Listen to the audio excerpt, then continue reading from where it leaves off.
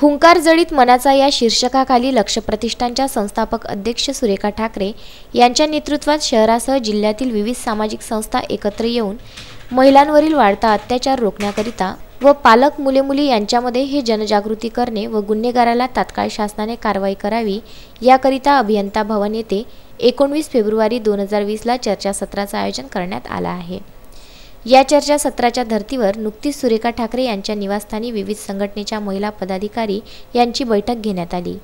या बैठकीत महिलांवरील वाढते अत्याचार, बलात्कार, छेडछाड प्रकरण या विषयांवर चर्चा होऊन विविध संघटनेच्या पदाधिकारी यांनी आपली मते नोंदविली।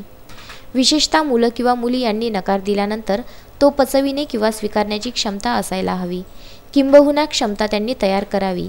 यासोबतच आपले आत्मसंरक्षण करावे। पालकांनी वेळोवेळी मुलांकडे लक्ष केंद्रित करून त्यांना मार्गदर्शन होणे अपेक्षित आहे।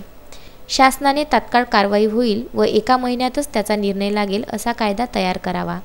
यासह अनेक विषय समोर घेऊन त्यावर चर्चा करण्यात आली। येत्या काळात या सर्व बाबींवर आळा घालण्यासाठी महाराष्ट्रात प्रथमच अमरावतीमधून विविध संघटनांनी पुढाकार घेतला हे विशेष। या बैठकीला इमेज संस्थेच्या संचालिका ॲडव्होकेट वर्षा देशमुख, राजमाता अहिल्यादेवी फाउंडेशनचे अध्यक्ष संतोष महात्मे, सदस्य ॲडव्होकेट सुषमा बिसने, अस्तित्वच्या ज्योती वानखडे, थांगता असोसिएशनचे महावीर, जिजाऊ ब्रिगेडच्या मनाली तायडे, स्त्री संवेदना मंचच्या सुचिता बर्वे, शिवशक्तीच्या सुषमा बर्वे यांच्यासह वैशाली कोंडागळे, मंदा काळे, सौदामिनी श्रीखंडे, वंदना जामनेकर, ललिता तायवाडे, गुंजन गोडे, नजमा काजी, वंदना सुरळकर, डॉक्टर अंजली ठाकरे, वंदना पडोळे, राजलता बागडी यांच्यासह विविध संघटनेच्या महिला पदाधिकारी उपस्थित होत्या। सुरेंद्र बिसने, विदर्भ न्यूज, अमरावती।